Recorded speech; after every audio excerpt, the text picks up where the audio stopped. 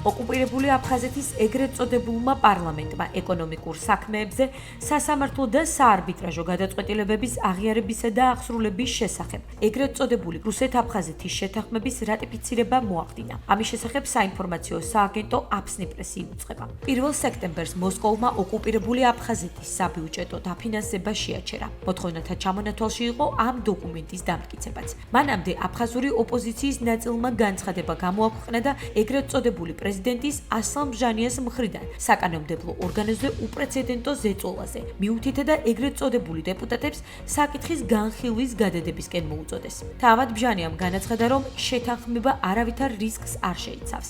მისი თქმით, ის აფხაზი ბიზნესმენებისთვის ხსნის თავიანთი ეკონომიკური საქმიანობის გაფართოების შესაძლებლობას. აფხაზეთის საინფორმაციო ანალიტიკურ ცენტრთან საუბრისას ქართველი ექსპერტები აღნიშნავენ, რომ ეს ფაქტი პირდაპირ მიუთითებს რუსეთის მხრიდან ოკუპირებული აფხაზეთის მიმართ ექსპანსიური პოლიტიკის გაგრძელებაზე. სასამართლო და საარბიტრაჟო გადაწყვეტილებების აღიარების შეთანხმების რატიფიცირება შეიძლება შეფასდეს როგორც რუსეთის მხრიდან ექსპანსიური პოლიტიკის გაგრძელება. ჩვენ ვიცით, რომ რამოდენიმე სადავო ეგრეთ წოდებული შეთანხმებები და კანონებია, რომელიც ადგილობრივი მოსახლეობა ეწინააღმდეგება. ერთ-ერთი მათგანი არის ეს, თუმცა ამჯერად არ მოყვა დიდი პროტესტი გამომდინარე იქიდან, რომ ძალიან დაძაბული ვითარება არის და დიდი არის წნეხი, თუმცა მაინც შეინიშნება, ასე ვთქვათ, წინააღმდეგობა. ერთ-ერთი მაგალითი არის ის, რომ ჟურნალისტები და საზოგადოების წარმომადგენლები არ დაუშვეს ამ განხილვებზე.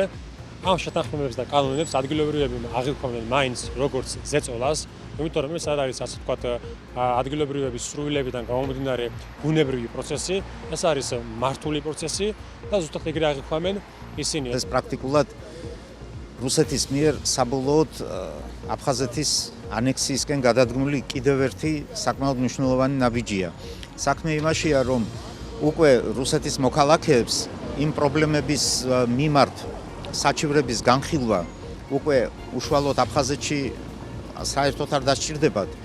რუსეთის საარბიტრაჟო სასამართლოს მიერ მიღებული მათ სასარგებლოდ გადაწყვეტილებები აუცილებელი აღსრულებადი იქნება უშუალოდ აფხაზეთში და საამისოდ საკმაოდ ბევრი მასალებია დაგროვილი რუსეთის მოქალაქეების მიერ. პრაქტიკულად ის დავები, რომლებსაც რუსეთის სასამართლოები მიიღებენ რუსეთის მოქალაქეების სასარგებლოდ, აუცილებელი აღსრულებადი იქნება აფხაზეთში და ეს აპარტამენტების კანონიც კი შემდგომ პრაქტიკულად გამოვა რაღაც ზღაპარივით, ვიდრე ის შედეგები, რაც ამ გადაწყვეტილებით შეიძლება დადგეს.